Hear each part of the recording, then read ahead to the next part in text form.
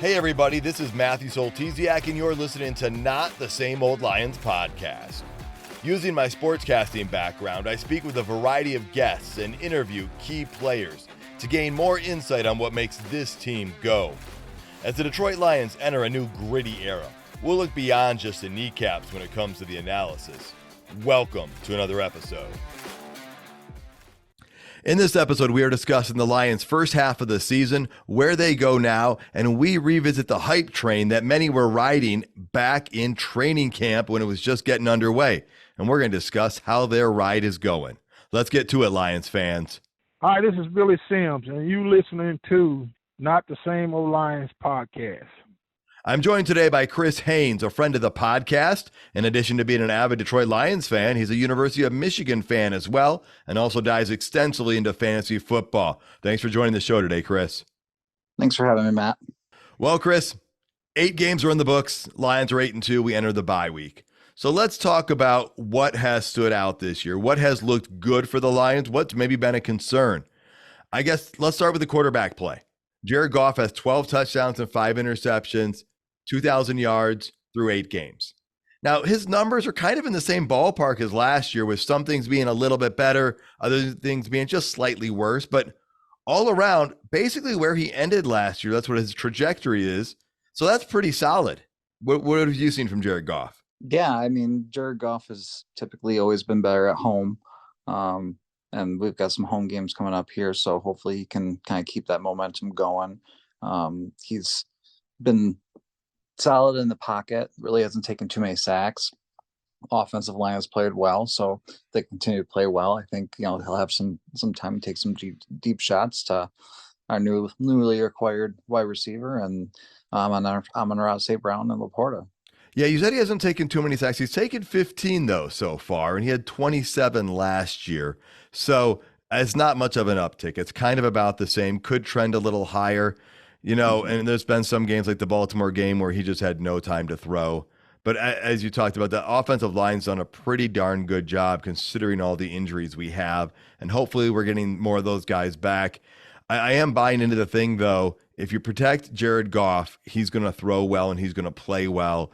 And if things break down, like with most quarterbacks, he will not do as well. So in general, though, if you're a Lions fan, you were wondering after that offseason, would you see the Jared Goff from the second half of last year or the first half? And frankly, we're kind of seeing mostly the second half. Yeah, kind of going back to Goff there, a couple outlier games really in terms of sacks. I mean, that Baltimore game was not good and the Seattle game both wasn't good. So, he thrives on play action pass, and if the run game's going good, then he can get some good fakes on the play action and then have a little bit of time to throw downfield. So I think those are great points, and that leads right into the next thing is the running game, because you need the running game going to have the play action. And the Lions' top 3 running backs this year are different than last year.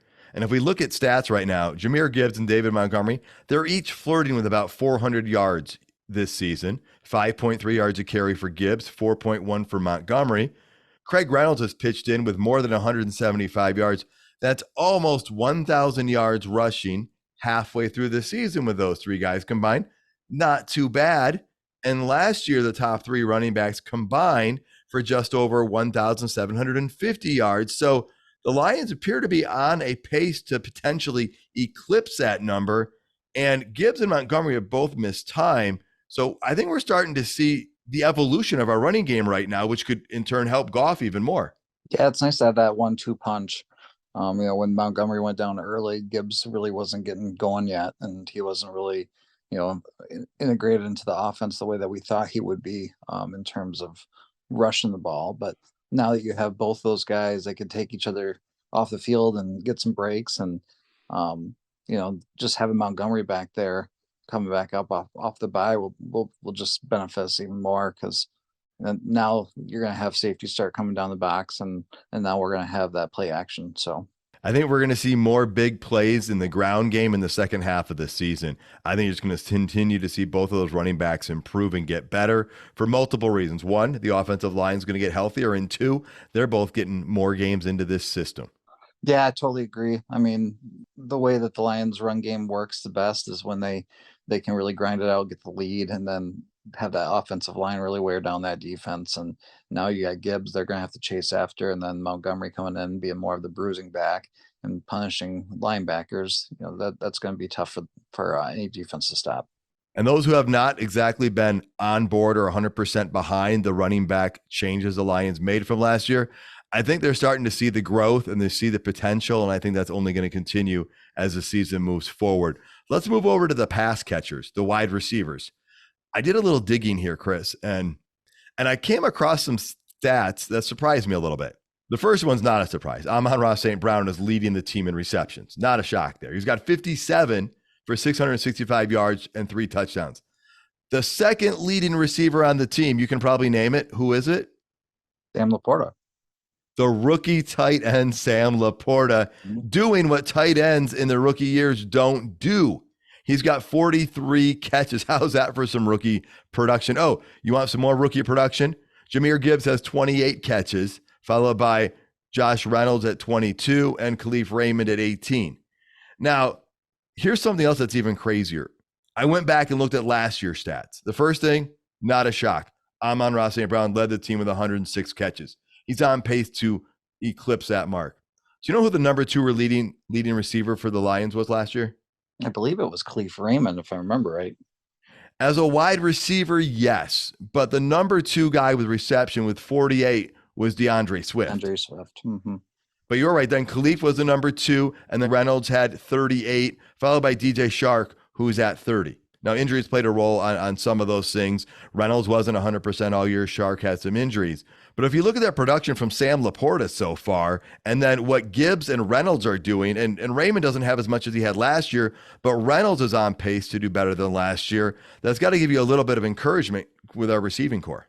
Yeah, absolutely. I mean, we're spreading the ball around still. We're not depending solely on our running backs, and Sam Laporta has been a bright spot. I was off on that. I figured that it would take him a while to acclimate to the offense, but he came in and was just hit the ground running. So he's a fantastic receiving tight end, and he could get out and block out in front too. So great draft choice by Brad Holmes and company. Well, you think about it, those first 2 offensive players have combined for 72 catches. And that was a big thing people were worried about. The Lions didn't take a receiver, but they took 2 other guys who can catch the ball. Now, the name I haven't brought up yet is Jameson Williams. He got a late start on the season, 4 games of play. He only has 6 catches for 71 yards and a touchdown. Most of those yards came on 2 of his catches.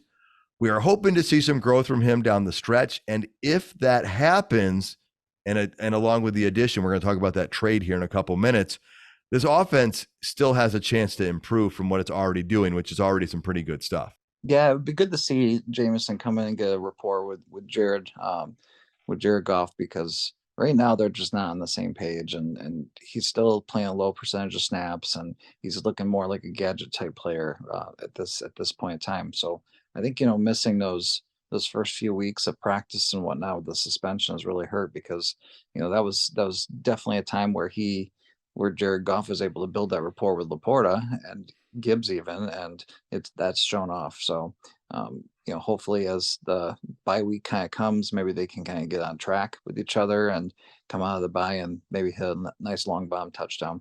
Well, even you talk about the rapport that they were building. I remember being at training camp and seeing Laporta and Goff come off the field together after a play, and they were talking as they walked off the field. And as they're watching the second unit there, they're still talking and gesturing. And so they're building the rapport. They're understanding what the other one's thinking. And so you're right. That's hopefully what we'll see. And maybe they'll get him connecting on the routes that are 15 to 20 yards down the field, and then you see a breakaway.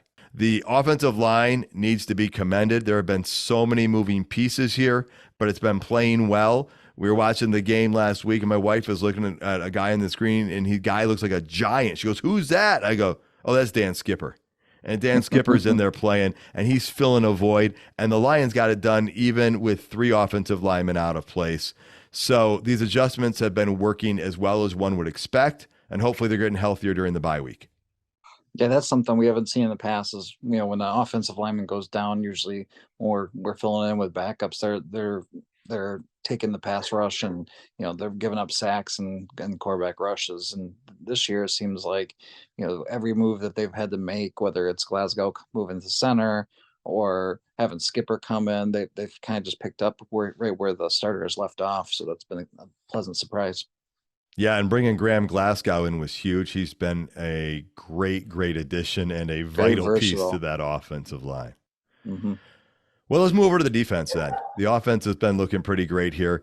The defense, the Lions have 21 sacks so far on the season. They had 39 last year, but it feels like the Lions have gotten more pressure without blitzing this year. Now, not in every game, but in most games. And last year, it felt like they had to blitz at times to even get pressure.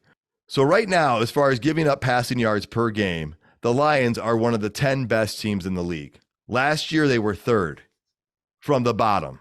So I would consider that a pretty good improvement. Oh, and their run defense, that has improved a ton from last year. Right now, currently, they are ranked second in rushing yards allowed. Last year, they were fourth from the bottom. Okay. Now, astronomical differences. Now, I know the first half of the season last year did not reflect well on what the last 8 games did when you look at the final stats. It was like, a tale of two halves right there. But they're playing some of the best defense we've seen in a while, and they're playing as a collective unit. Not perfect, but who does play defense perfect? They are playing much improved. What's your opinion on their defense? Well, yeah, and then if you take out that Baltimore game, I mean, their defensive stats are that much better too, because that was just a lame duck of a game, and they didn't come out ready to play.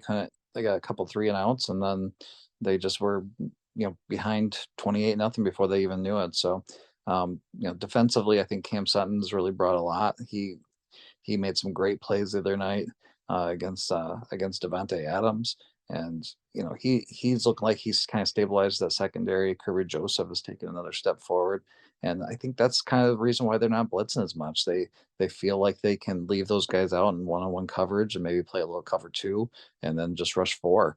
And if you're getting pressure that way, and you're not playing a mobile quarterback, then you're going to get some pressure, especially with Hutchinson and Okora. I mean, he's been playing lights out right now.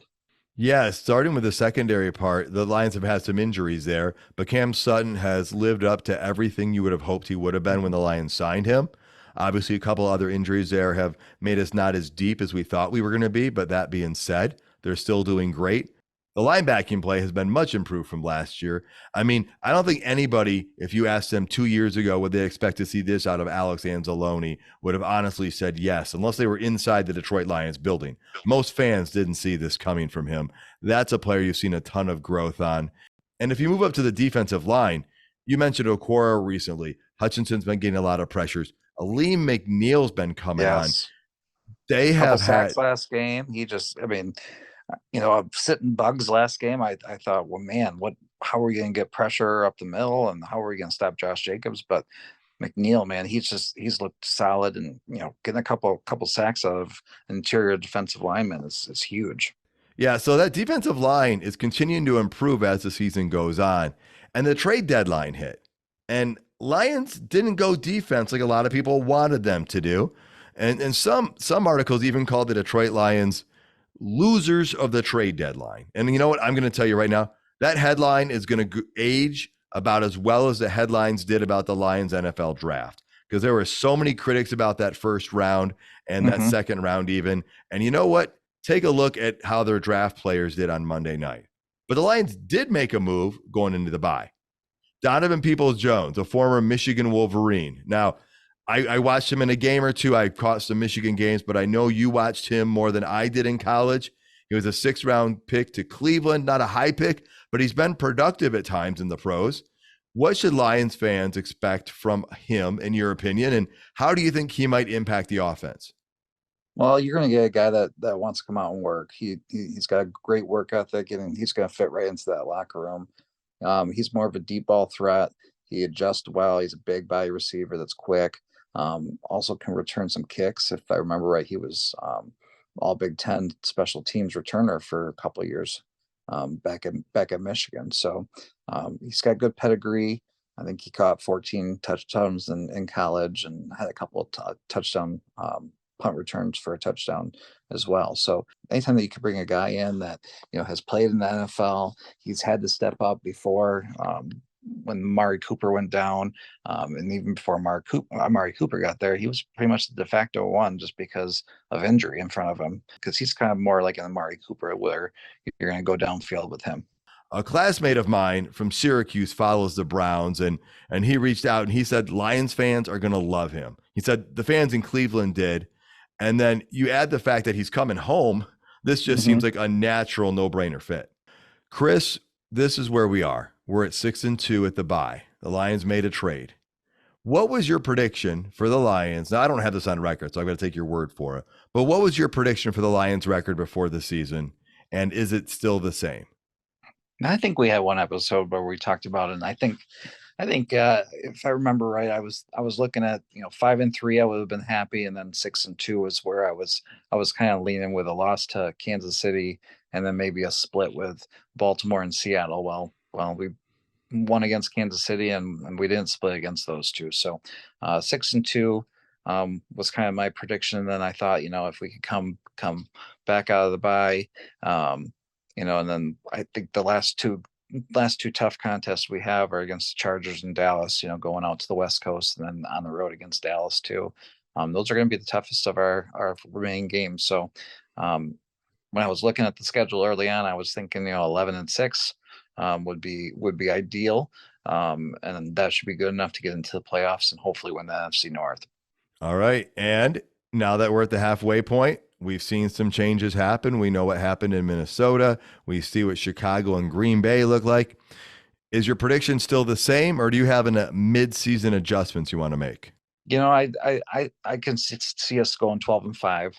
I think those two games that I mentioned before are going to be tough. Dallas is starting to come around. Their offense is starting to look better. Same thing with the Chargers. They're getting healthy, even though they lost Mike Williams. All right. Well, I too predicted 11-6 before the season started. And I also said there's not a game on the schedule the Lions couldn't win. But I'm pretty sure I said Kansas City and Baltimore seem like the two toughest tests. The Lions split those. You got to be pretty thrilled with that. I mean, obviously nobody's thrilled with the outcome of Baltimore. But I could see the Lions winning each game left on their schedule. Now, that said, we both know the NFL's tough. So I'm going to move my prediction up just one, from 11-6 to 12-5, just because I want to stay conservative on this. But I do think there's a real chance they could exceed that. I wouldn't be shocked if they did. But I think the way they're playing, the rest of their schedule looks, and the way their division looks, I think there's a real chance that they will get to at least 12 wins this season. As far as other predictions go, I've got another one, which is I don't necessarily think Jared Goff's numbers are going to be out of this world when it comes to the end of the season. I think they're going to be kind of similar to last year. And I don't think it's because he's not capable. I think it's because of the type of offense the Lions want to run. And I think you're going to see a continued evolution of the ground game. And as good as their ground game was at the end of last year, I think the Lions running game is going to be even better at the end of this year than last year. And I think that's going to make this team very difficult to stop. Yeah, you've got some younger talent, and you've got David Montgomery that knows how to read a block and hit a hole. DeAndre Swift, always wanted to bounce it to the outside, and Jamal Williams, he was great there, but you could see what he's doing down in New Orleans right now, which is not much. And then Jahmyr Gibbs is a way better version of DeAndre Swift. He's got juice, he's got acceleration, and he's just going to continue to evolve within this offense. So, and then it's always nice to know that Craig Reynolds is there to pick up the slack when needed.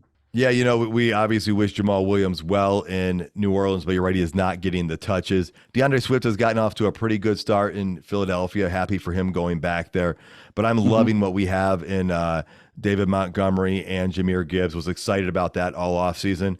And really excited for Craig Reynolds. I mean, he stepped into that void that was filled when Justin Jackson retired, and he's actually put up some great plays, not just running plays. I mean, I think we all love that block he threw for Amon-Ra St. Brown to get that touchdown in Tampa. And that was huge at a pivotal time when Montgomery had gone down. So I think that running game is going to be a big key.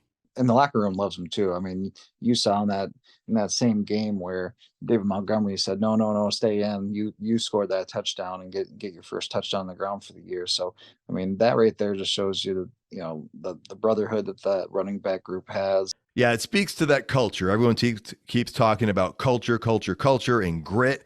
And you know what? They're not just speaking it, they're doing it. And that's what I talk to a lot of people say. If someone says they want to do something, I ask, do your actions match your words? And you know what? In many ways, the actions of Brad Holmes and Dan Campbell match the words they're talking about. And you saw that in the moves they've made, the players they've brought in. And so it's such an exciting time to be a Lions fan. And as great as the first half of the season was, I think the second half could be even better. It could be definitely even better. I mean, just that offense just keeps clicking. Defense gets healthy again. I'm excited and looking forward to second half of the season. All right, Chris, thank you so much for joining the show and giving everybody your insight on the Lions, Donovan Peoples-Jones, and what you think is going to happen in the second half. Yeah, thanks for having me, Matt. It was fun. In this part of the show, we're doing a follow-up to the preseason Hype Train episode. I'm joined first by Up North Live Sports Director Harrison Beebe.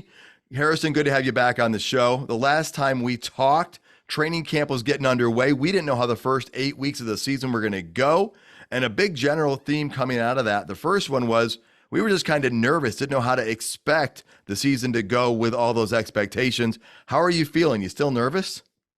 Matt, honestly, and this is strange for me to say because I don't know if nervous was the right word for me preseason, but I was definitely skeptical of all the hype and promise and possibility. But I mean, to be 6-2 through 8 games, to beat the Kansas City Chiefs, and of the 8 games so far, the Baltimore game is the only one that I can call a real outlier in this whole season. I feel like the Seattle game, being down 10 and still forcing overtime. And, if they'd have won the coin toss or gotten actually a chance to play in overtime, who's to say the Lions don't win that game too?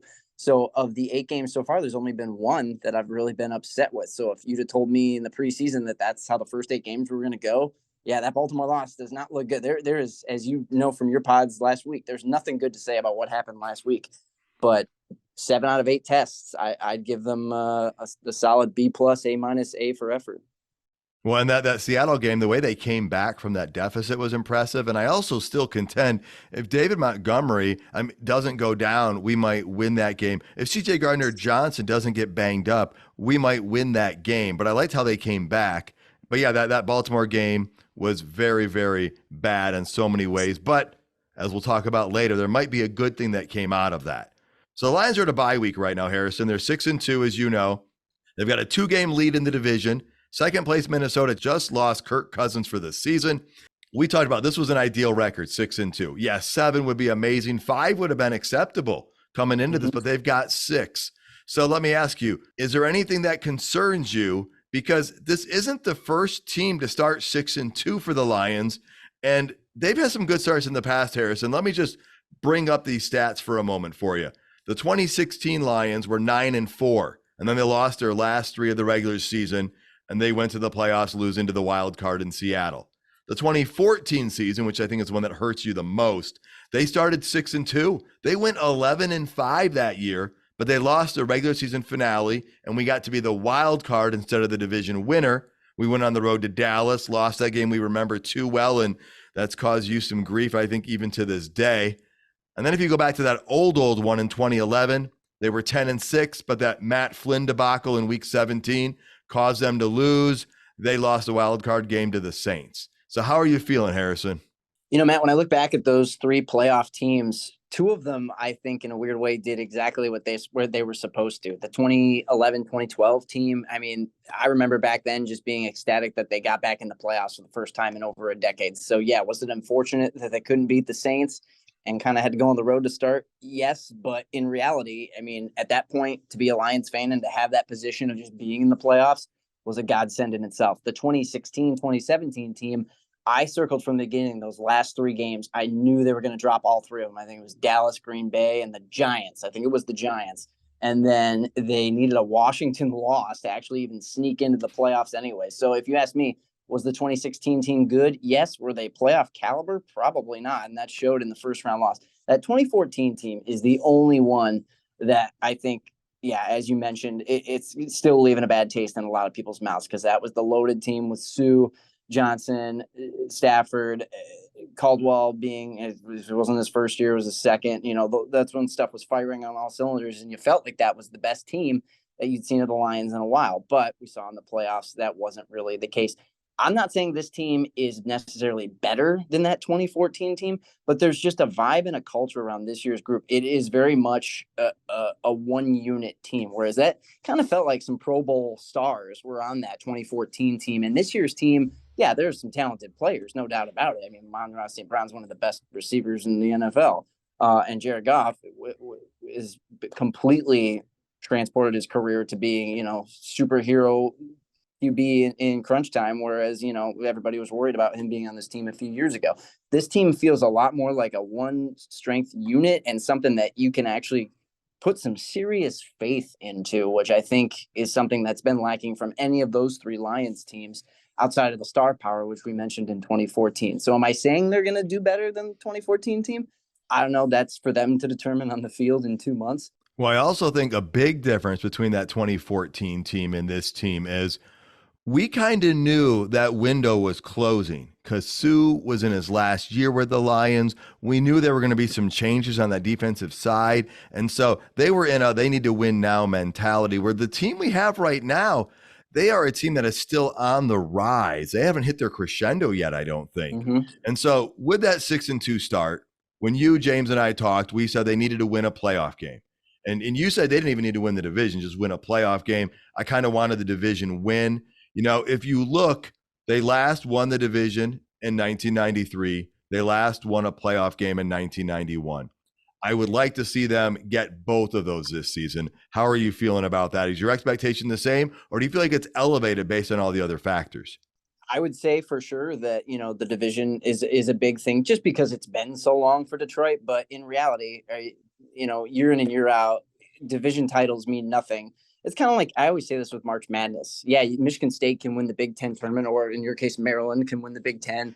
But if they don't make a deep run in the tournament, like, what are you going to remember? You're going to remember Michigan making the Final Four or Michigan State winning the Big Ten regular season title.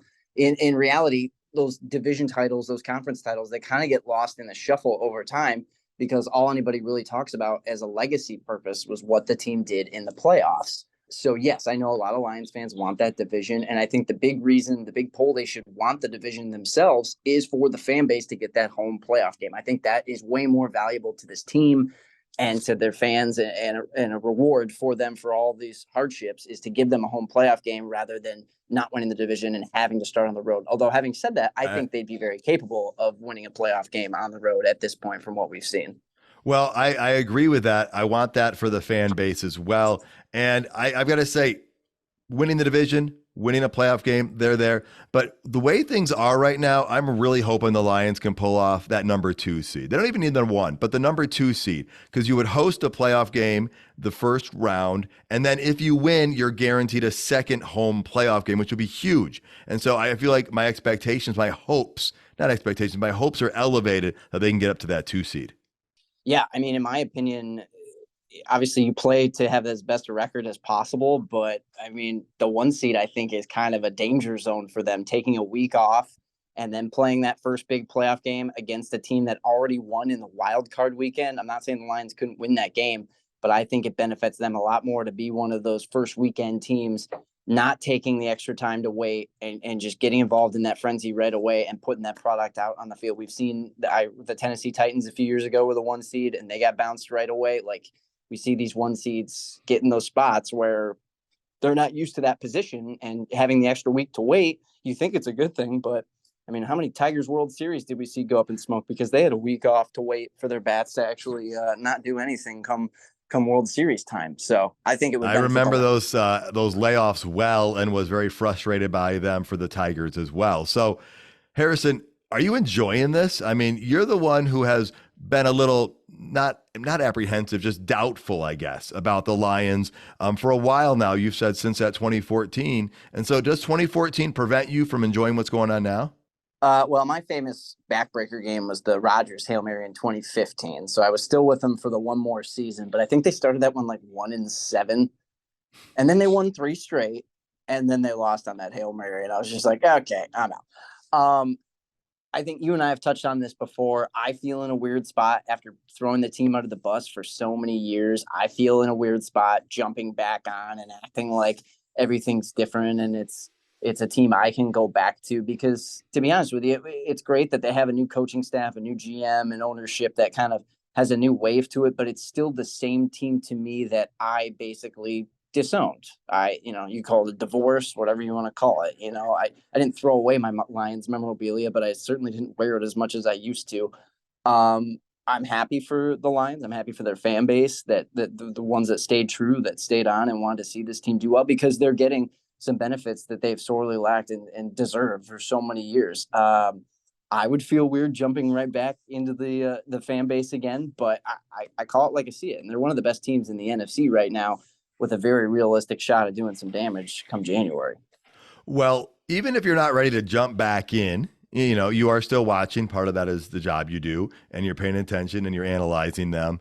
And let me ask you this, as well as they're playing, it's not that people aren't willing to jump on the bandwagon necessarily, but there was a lot of people who have been highly critical of the Lions after that Baltimore loss. And then you saw that they only made one trade at the deadline. And I don't even remember the last time they traded for a player at the deadline. So I'm kind of thrilled they even made a trade, to be honest with you.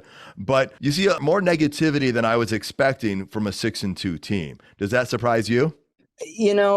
There's not a lot of teams that really make serious moves at the trade deadline. So I don't even know if that's, this team as it is, it's very loaded. And when they get injured guys back, they're going to be as strong as people were projecting them to be in August. So yeah, would a move have been nice? But, Brad Holmes is in this regime where he's not going for a one and done 2023 or bust year. Like, he's building for the future. Say the Lions do lose that first playoff game that would disappoint a lot of fans this year. That's not going to hinder them too bad, because their focus is on the long-term plan. They're going to go right into 2024 and treat it as just as important as this year. So I don't think a move was necessary to really make this season be important, because the team is good enough to beat pretty much anybody, as we've learned so far. Now, it's one thing to say that, it's another thing to do it come playoff time. And I think if they're a healthy team down the stretch, they're plenty happy with the roster they got. Those rookies, what do you need veterans for when you got rookies playing like that? Well, I agree with those thoughts right there. This 2023 team is very different than 2014. And hello, have you looked at Brad Holmes' draft class each of his years with the Lions? Why would you want to give up those draft picks for an 8-game rental? Now, I know some teams on the West Coast made some big moves, Seattle and the 49ers helping their defenses out. And so I'm sure Brad Holmes looked at things, but he needed the right price and the right player to make the right move. He found that with Donovan Peoples-Jones at wide receiver. So I'm not frustrated by that. Again, I'm thrilled they made a move at the deadline, because I don't remember the last time they've actually ever done that. And if they've ever done that, I don't know. It's been a while. Right. Between that and going into a bye week and feeling like it's, we can't lose this week. I've confronted a lot of fans who are like, well, we're kind of upset that we can't see the Lions play this week. We want to see them, be the awesome team they've been this year. So it's a weird withdrawal syndrome for a bye week, whereas in the past it's been like, okay, a week off from the failure. Well, that's it. I think that's one of my final thoughts here is Lions fans are having fun. Most of them are. And if you're not, I think you should be, because enjoy this. Things are going really well. It's been a long time that we've seen this vibe, this emotion around the Lions, and you're seeing it in so many areas around the state and in every area of life. So my recommendation would be enjoy this. We're 6-2. The team is trending upward. And like I said, I don't think they've crescendoed yet. I think they're still getting better. They are a work in progress. Yeah, they're passing the celebrity test too. You're seeing a lot more celebrities show up at Lions games and get involved. I think Devin Booker was at a game a few weeks ago, Taylor Lautner. So yeah, the celebrity factor is there. So that's kind of a buzz. You think the LA Lakers, they have famous people go to their games. Well, that's kind of starting to happen with the Lions now too.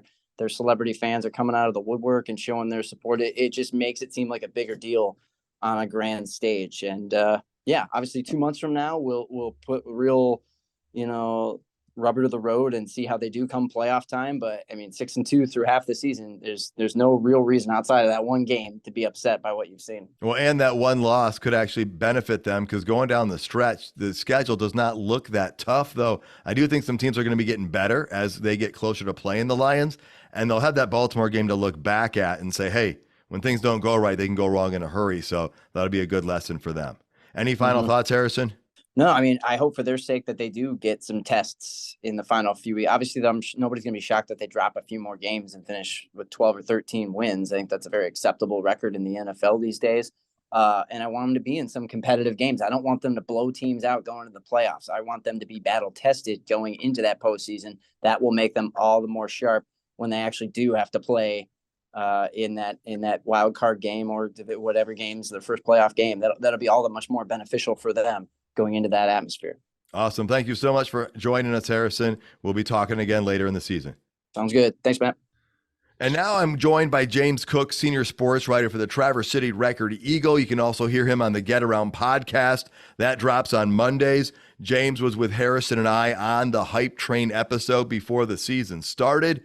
James, you're the one who I think mentioned you were nervous the most as we were approaching training camp because the hype train was so high and we were just nervous about all these expectations and all the attention we were getting. Did that feeling go away right after the Kansas City opener? Do you still have that feeling? How are you feeling? Oh, I'm still nervous. I mean, it probably hit its peak, I would say, before the Kansas City game.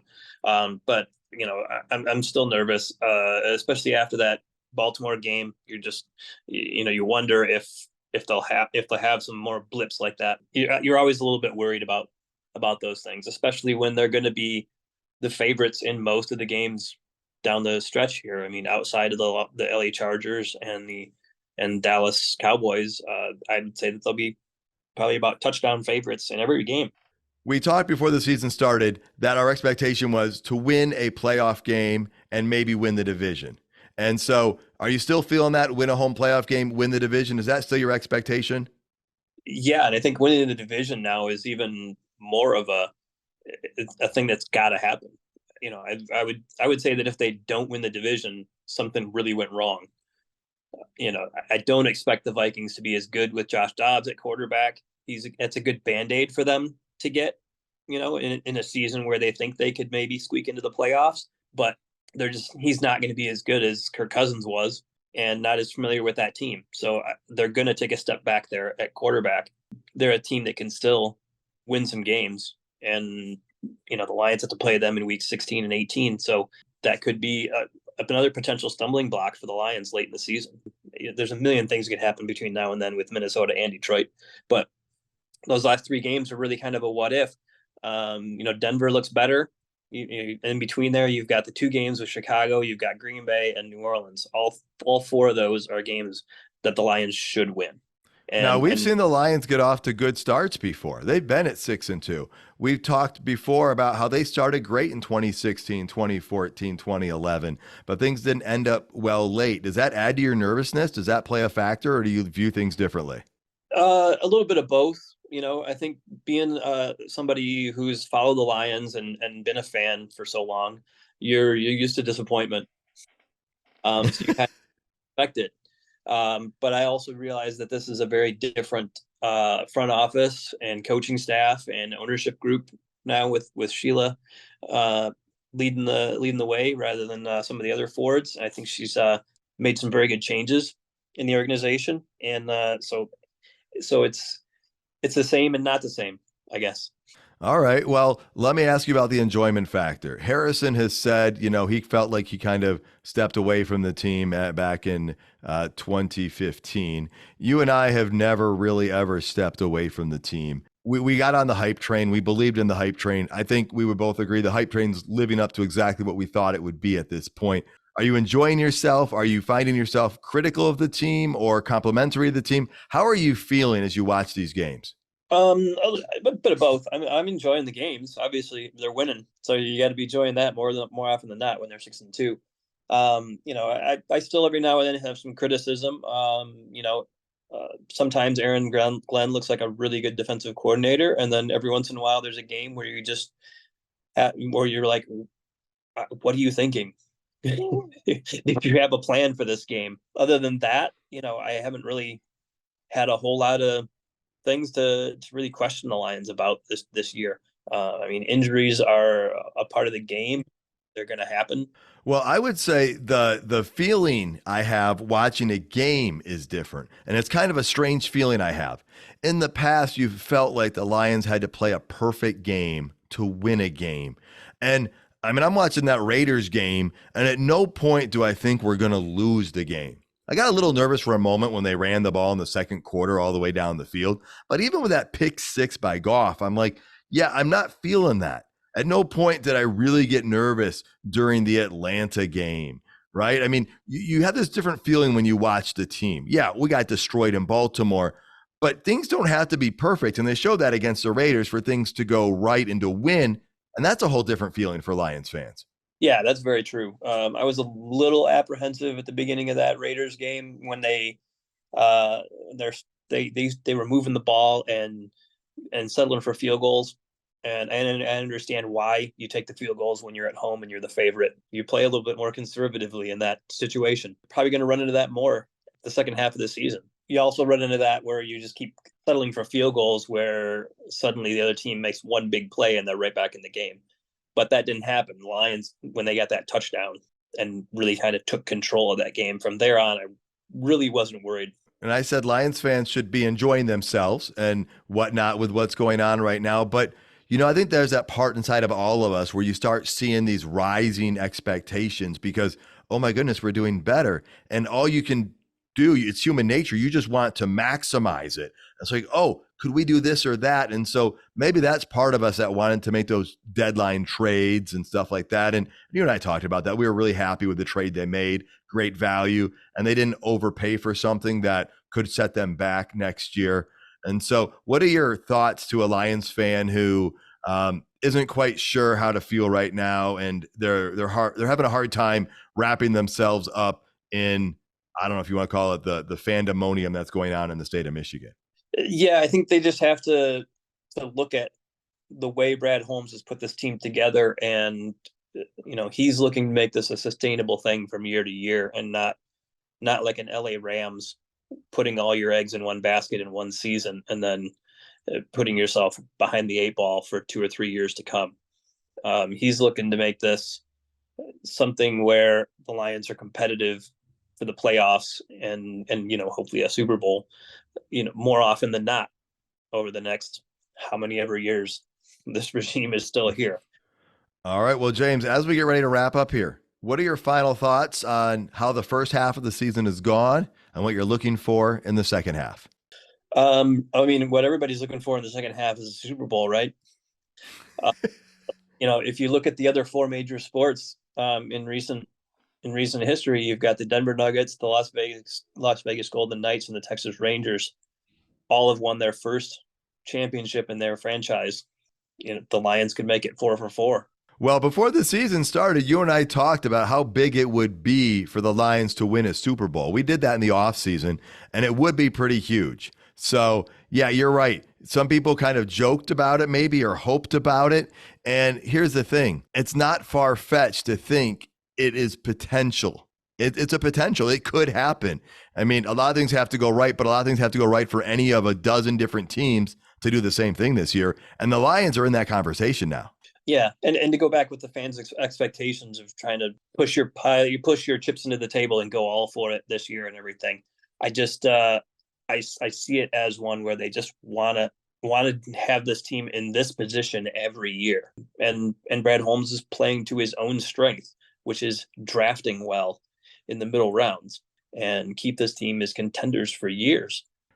Yeah, if you look at the draft picks from the last 3 years for the Lions and how many of them are contributing, it's almost mind-blowing that many players are on the team and contributing, because it is not an exact science when you draft. And that's the other exciting thing about this team is it doesn't feel like the 2014 team where you knew the window was closing. It feels like things are just getting going in Detroit, and it's a really exciting time to be a Lions fan.